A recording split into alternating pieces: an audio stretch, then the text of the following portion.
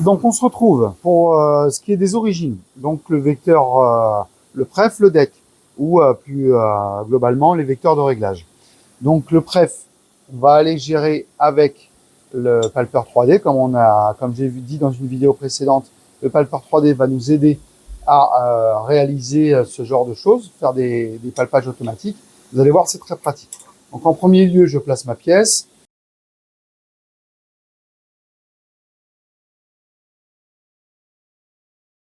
Donc je place ma pièce. Soit c'est un travail de série que j'ai à faire, je vais régler une butée, je vais placer ma première pièce, je vais régler ma butée après. Soit c'est un travail unitaire, dans quel cas je vais aller, je vais faire les choses un peu différemment. Donc là, je vais me mettre dans le cas du sériel, dans un premier temps. Donc, je vais placer ma butée.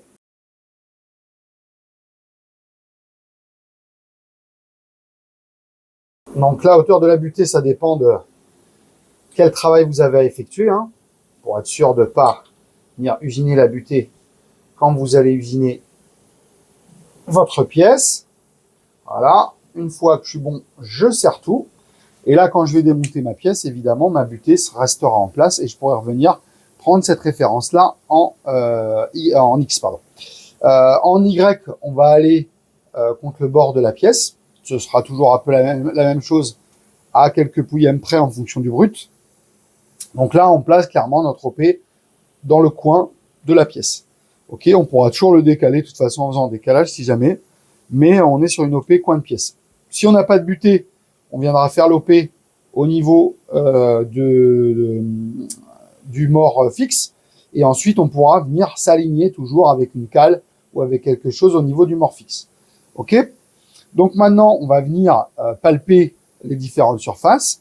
Donc là, comme moi je veux mettre l'OP dans un coin, je vais venir en mode single surface. Donc, je vais aller sur la machine. Dans le mode edit, on a, si on monte, on a éditeur et on a VPS. Et donc le VPS, c'est là que tout va se passer au niveau du probing, donc du palpage. Donc en palpage, on me propose 3 choix différents, 4 choix différents. Et moi, les deux dont je vais me servir principalement, ça va être tool offset et work offsets. Donc tool offset, c'est tout ce qui concerne les outils. Work offset, c'est tout ce qui concerne mon G54, mes prefs, mes decks. Donc là, je vais aller dans work offset. Et puis pour développer le menu, soit c'est entrée, soit c'est la flèche de droite. Ok, et là, il me propose un tas de choses, 13 possibilités, donc c'est quand même pas mal. Et là, moi, ce dont je vous ai parlé pour l'instant, c'est juste le single surface. On peut faire en automatique un coin, voilà, par exemple celui-là, mais je vais vous montrer en single surface parce que pour l'instant, ça va être plus simple pour vous, ça va éviter de vous embrayer. Donc, on peut faire du single surface en Z, en X et en Y. Donc, je vais faire les trois, vous allez voir, c'est très simple. Donc, je vais commencer, je développe le menu. Là, il me demande Work Offset 54. Il me demande en fait où est-ce que tu veux mettre la valeur qu'on va venir palper. Et dans les offsets, là, cette touche-là, on va voir que dans un premier temps, il y a les outils. Dans un deuxième, si j'appuie sur F4, j'arrive directement sur Travail. Et donc là, j'ai mes différents G, le G52, le G54, jusqu'à G59 qu'on peut exploiter. Ça veut dire qu'on peut avoir 6 OP différentes sur la table. Nous, on dépasse rarement 2, hein. Mais bon. Donc là, on a accès aux différentes valeurs sur X, Y, Z. Et donc là, la machine nous dit, est-ce que tu veux bien le mettre en G54? Et oui, je lui dis, pas de problème. Moi, le G54 me va très bien. OK. Ensuite, sur quel axe veux-tu aller? Z. Bon, bah, très bien, je veux bien aller sur Z. Et il va me demander à combien ton palper est de la surface.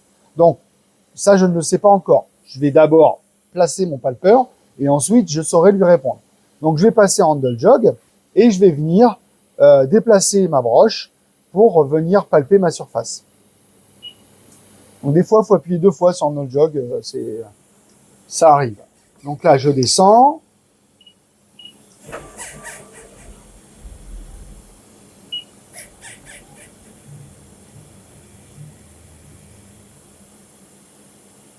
OK.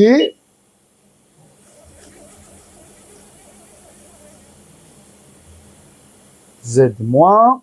Hop, Z moins, ok. Donc Y. Hop. Je vais placer mon palpeur au-dessus de ma surface.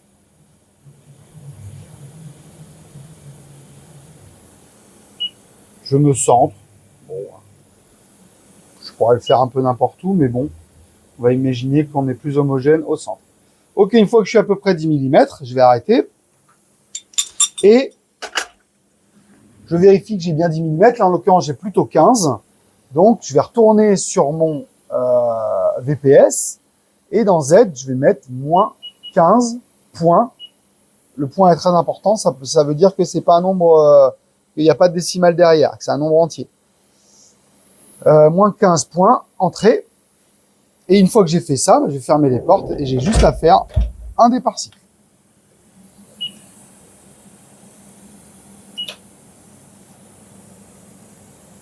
Et donc, la machine automatique va venir palper la surface. OK. Donc là, je vais pouvoir vérifier dans Offset que les valeurs ont bien changé. Moins 465,458. OK. Donc, si c'était vraiment un travail sériel, il faudrait mieux quand même faire les origines soit sur le fond de l'étau, soit sur les cales. Là, je vous montre cette méthode-là. Après, vous adaptez évidemment en fonction de votre application. Donc là, par exemple, là, moi, j'ai mon Z surface. Si je voulais le descendre de 1, j'aurais juste à faire moins 1 point. Entrée, il va faire le calcul tout seul. Entrée, il va faire le calcul. F1, il va remplacer la valeur. Je vous montre pas parce que ça va me dégager ma valeur. Mais là, j'ai moins 465, 458. Si je fais entrée, je devrais avoir moins 466, 458. Voilà, c'est ce qui se passe. Si je fais F1, j'écrase la valeur et j'aurais remplacé par moins 1. Donc voilà, j'ai fait ma prise de référence en Z. Je vais passer handle jog et je vais passer sur l'axe. Je vais répéter ça sur l'axe X et Y. On va aller dans le VPS. On va changer d'axe. On va se mettre en X. X entrée. OK. Et là, vous voyez que le petit dessin a changé. Il montre un côté de pièce. Donc, en mode handle jog, je vais aller sur l'axe X, me placer à peu près à 15 mm de la pièce. Si vous avez un doute, vous prenez un petit réglé, puis vous regardez ce qui se passe. Voilà, je descends mon palpeur et je reviens sur Edit dans le VPS et je mets, là, je suis à 15 mm de la surface. Le sens de déplacement est très important. Là, je vais me déplacer sur les X positifs, donc je mets 15 points, entrée. Et je ferme mes portes et je fais départ cycle.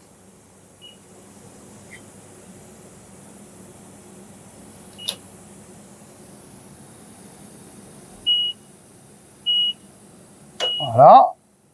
On a réalisé le pref en X. On va faire la même chose en Y. Donc d'abord, handle jog, je vais venir me déplacer donc en Z prioritairement pour éviter de tout casser. Ensuite, en Y.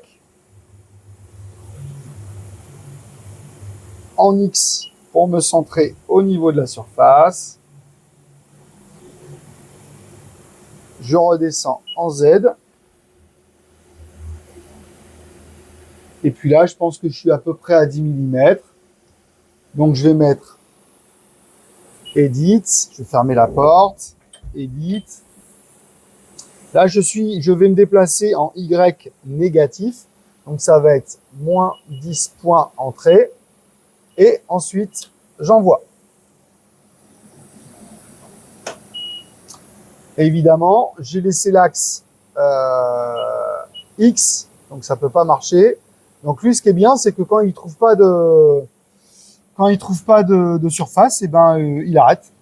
Et puis, il nous dit que ça va pas. Donc, on va changer d'axe. On va se mettre en Y. Entrée. Je remets moins 10 points entrée. Et je refais départ cycle. Et voilà. Mes trois références sur les axes sont faites. Donc maintenant, je vais remonter en handle jog et je vais vous montrer comment faire un centrage. Donc en Z, on va rester sur du... non, je vais faire le Z en même temps que le centrage. OK. Donc on va tourner sur le VPS et on va faire des retours arrière avec la flèche de gauche. Et au lieu de single surface, je vais prendre rectangle bloc. Je vais aller à droite. Donc, il me demande toujours si je veux le mettre en G54. Je veux toujours le mettre en G54. Il me demande si je veux aller me placer au centre. C'est ce que je vais faire. On va passer en handle jog. Donc, il se déplace que quand c'est en surbrillance. Je vais me mettre à 10 mm de ma surface en Z. Et puis là, je vais aller chercher mon réglé. Donc, avec un réglé, vous pouvez aller prendre le milieu de la pièce. Donc, on va le faire rapidement. Hein. Milieu de la pièce, c'est un 60-60. Donc, j'ai quelque chose à 30 là. OK. Et puis, en Y, on se met à 30 aussi. Voilà. Et on a un point de centre. Et on va venir se mettre à quelques millimètres près. C'est pas très important. Au niveau de ce centre-là. Voilà. Donc là, je suis à peu près bien placé. Je suis à 10 mm, un petit peu moins de ma surface.